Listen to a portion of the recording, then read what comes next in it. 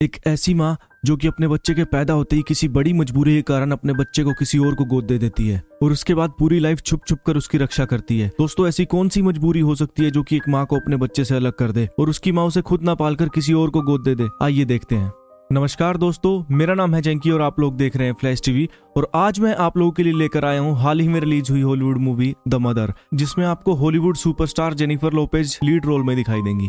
Movie के शुरू में हमें जेनी नाम की औरत एफबीआई ऑफिसर विल से बात करती हुई दिखाई जाती है। वह उन्हें अपने दो बॉयफ्रेंड एड्रियन और हेक्टर की फोटो दिखाती है और बताती है कि वह दोनों मिलकर बहुत बड़े माफिया बन चुके हैं।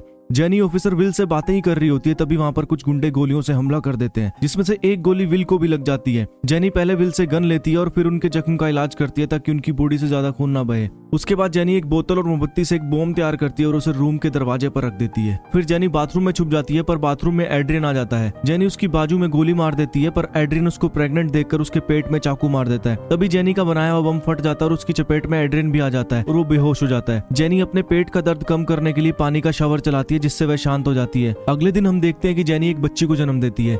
जेनी को माया नाम की एक ऑफिसर बताती है कि उसके लिए एक गुड न्यूज है और एक बैड न्यूज।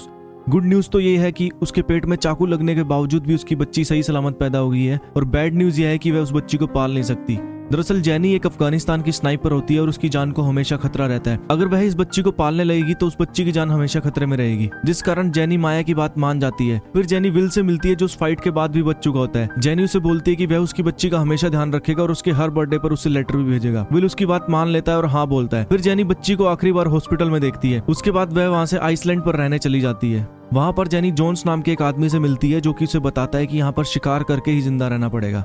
फिर सीन स्विच होता है और हमें 12 साल बाद का समय दिखाया जाता है, जिसमें जेनी और एक भेड़िए का आमना सामना हो रहा होता है। भेड़िया जेनी को घूर घूर कर देख रहा होता है। जेनी उसे डराने के लिए गन दिखाती है, लेकिन वह बिल्कुल भी नहीं डरता। फिर जेनी गन को उसके बच्चों की साइड करती है तो भेड़िया शांत होकर अपने बच्चों के साथ घर के अंदर चला जाता है। फिर जेनी घर आती है और जोन्स उसे एक लेटर देता है। लेटर को देखने के बाद जेनी तुरंत अमेरिका के लिए निकल जाती है। जेनी को एयरपोर्ट से पिक करने के लिए विल अपनी गाड़ी लेकर आता है। गाड़ी में जाते समय विल उसे बताता है कि उन्होंने हेक्टर के अड्डे पर छापा मारा था, जहाँ उन्हें जेनी की बेटी जो की पिक्चर्स मिली है। जिसके बाद 2-3 दिन तक जेनी जो के ऊपर निगरानी रखती है। एक दिन वह देखती है कि उसके स्कूल के बाहर बहुत सारे गुंडे खड़े होते हैं। जेनी एक एक करके सभी गुंडों को मारने लगती है, लेकिन काजी नाम का एक गुंडा जो को किडनैप करके ले जाता है और अपने एक गुंडे को जेनी को मारने के लिए भिजवा देता है। जेनी गुंडे से छिपने के लिए गाड़ी के नीचे छेद करके उसमें बैठ जाती है। वह उस गुंडे को गाड़ी से टक्कर मार देती है और वहां से भागने लगती है। तभी उसके रास्ते में पुलिस आ जाती है और पुलिस को देखकर वह दीवार से छलांग लगा देती है और विल के साथ एक गाड़ी में बैठकर भाग जाती है। रात के समय जेनी अपनी बेटी के घर आती है, जहां वह उसकी बहुत सारी पिक्चर्स देखती है। तभी उसे विल बताता है कि काजी नाम के गुंडे का एड्रेस उन्होंने निकलवा लिया है। विल बताता है कि काजी क्यूबा नाम की जगह पर रहता है। अगले दिन ये दोनों क्यूबा के लिए निकल जाते हैं। वहां पर जेनी काजी को पकड़ लेती है। तभी एक गुंडा विल की पीठ में चाकू मार देता है, जिस कारण जेनी का ध्यान भटक जाता है और काजी उसके हाथों से भागने लगता है, लेकिन जेनी उसका पीछा करके गाड़ी से टक्कर मार देती है, जिस कारण वह पकड़ा जाता है। इसके बाद विल और जेनी काजी को एक सुनसान जगह पर ले जाते हैं और उसे बांध देते हैं। जेनी उससे पूछती है कि जो कहाँ है। पहले तो वो मुंह नहीं खोलता, लेकिन जेनी के बहुत टॉर्चर करने के बाद वह हेक्टर के अड्डे का पता बता देता है और उसके बाद जेनी काजी को मार देती है।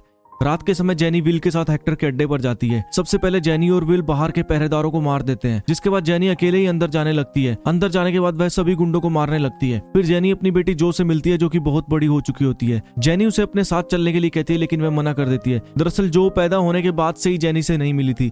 जेनी जबरदस्ती उसे अपने साथ ले जाती है और विल से मिलवा देती है।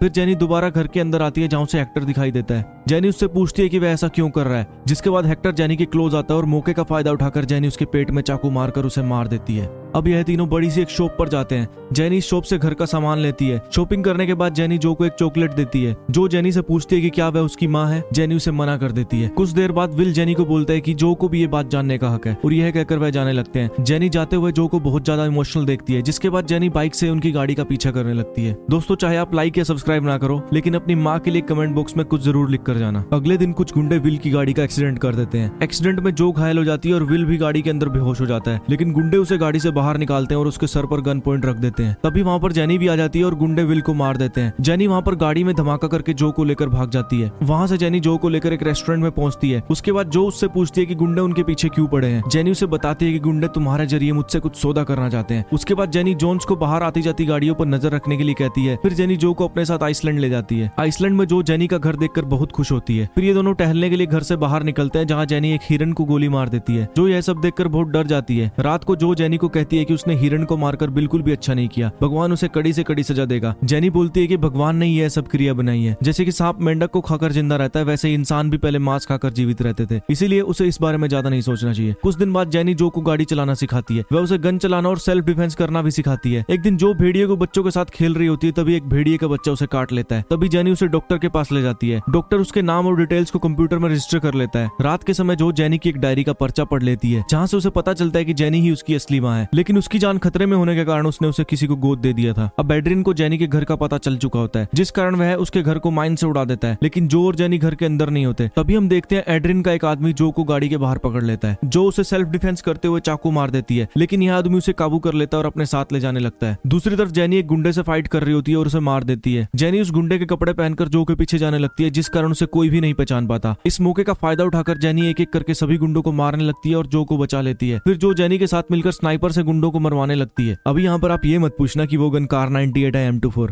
हो सकता है AWM हो। तभी वहां पर एड्रिन आ जाता है और एड्रिन और जेनी के बीच में काफी फाइट होती है। दूसरी तरफ जो एड्रिन के ऊपर निशाना लगाने की कोशिश करती है। काफी देर के बाद जो स्नाइपर से गोली चलाती है, लेकिन गोली उसकी माँ जेनी को जाकर लगती है। फिर एड्रिन वहां से जो को अपने साथ ले जाने लगता है। दूसरी तरफ हम जेनी को देखते हैं, जहाँ उसे पता चलता है कि जो ने उसे एक फेक गोली मारी है। दरअसल यह जो का प्लान होता है। तभी जेनी उठकर एड्रिन की गाड़ी पर निशाना लगाने लगती है। वह उसके ऊपर गोली चलाती है और सोचती है कि शायद उसे गोली नहीं लगी है। तभी हम जो की तरफ देखते हैं, जहाँ एड्रिन मर चुका होता है और जो उसे लात मारकर गाड़ी से नीचे गिरा देती है। जो फिर भागते हुए जेनी के पास आती है और उसे गले लगाकर बहुत रोती है। फिर जेनी उसे वापस उसकी फैमिली के पास छोड़ देती है और आखिरी में हम देखते हैं कि जेनी अभी भी छुप छुप कर जो के ऊपर निगरानी रखती है। और यहाँ पर हमारी मूवी का दी एंड हो जाता है। दोस्तों, चाहे इंसान हो या जानवर, लेकिन माँ तो माँ होती है। वो अपना फर्ज कभी नहीं भूलती और अपने बच्चों की हर टाइम सुरक्षा करने की कोशिश करती है। अगर आपको ये वीडियो अच्छी लगी तो वीडियो को लाइक करें और इसी तरह की और मूवीज देखने के लिए हमारे चैनल को सब्सक्राइब करें। धन्यवाद। जय हिंद।